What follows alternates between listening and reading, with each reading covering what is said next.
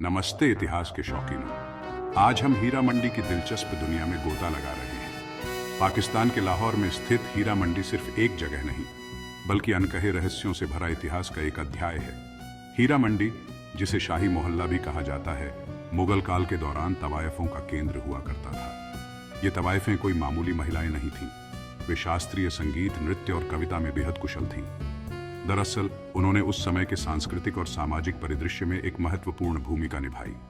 हीरा मंडी शब्द का मतलब ही होता है हीरों का बाजार। इसका नाम इसलिए रखा गया क्योंकि वहां रहने वाली तवायफों के पास अपार धन और वेल्थ था। इन महिलाओं को राजकुमारों, नवाबों और अमीर व्यापारियों का संरक्षण प्राप्त था। उन्हें उच्च संस्कृति और शिष्टता की संरक्षक माना जाता था। दिलचस्प बात यह है कि हीरा मंडी की तवायफें अपनी बुद्धिमत्ता और हाजिर जवाबी के लिए भी जानी जाती थीं। वे अक्सर अपने संरक्षकों के साथ राजनीति, साहित्य और कला पर चर्चा करती थीं। कई तवायफों ने काफी धन इकट्ठा किया और विभिन्न सामाजिक कार्यों का समर्थन करने के लिए अपने प्रभाव का इस्तेमाल किया। ब्रिटिश राज के आगमन के साथ हीरा मंडी की भूमिका बदलने लगी। ब्रिटिश उपनिवेशवादियों ने इसे एक नैतिक दृष्टिकोण से देखा, जिससे इसका पतन हुआ। बदलते समय के बावजूद हीरा मंडी कुछ हद तक अपने सांस्कृतिक सार को बनाए रखने में कामयाब रही।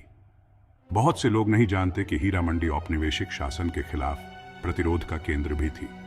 अपनी कला और प्रभाव के माध्यम से तवायफों ने अपने संरक्षकों के बीच राष्ट्रवादी भावनाओं को प्रोत्साहित किया। आज हीरा मंडी एक बीते युग के प्रमाण के रूप में खड़ा है।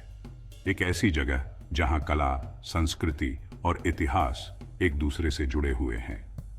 ये उस समृद्ध विरासत की याद दिलाता है जिसने सब कॉन्टिनेंट की सांस्कृतिक विरासत को आकार दिया। तो अगली बार जब आप हीरा मंडी के बारे में सोचें तो याद रखें कि यह सिर्फ एक जगह से कहीं ज्यादा है।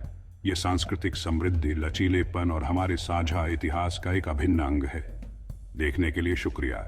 अगर आपको हीरा मंडी की यह गहरी जानकारी अच्छी लगी हो तो लाइक, शेयर और सब्सक्राइब करना न भूलें। और ऐतिहासिक कहानियों के लिए अगली बार तक इतिहास के छिपे हुए रहस्यों की खोज करते रहें।